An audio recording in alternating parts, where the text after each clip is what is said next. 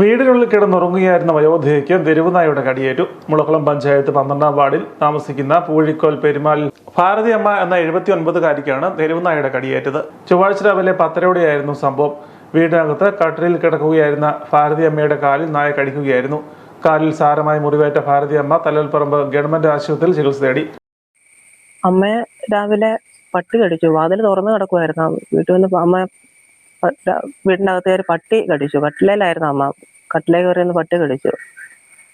വീട്ടിലിവിടെ ആ ഭാഗത്ത് ആരുമില്ലായിരുന്നു. അമ്മ തന്നെ എന്നെ ഫോൺ വിളിച്ചു. ഞാൻ കടയിലായിരുന്നു. കടയിൽ നിന്ന് എനിക്ക് വീട്ടിൽ വന്നു.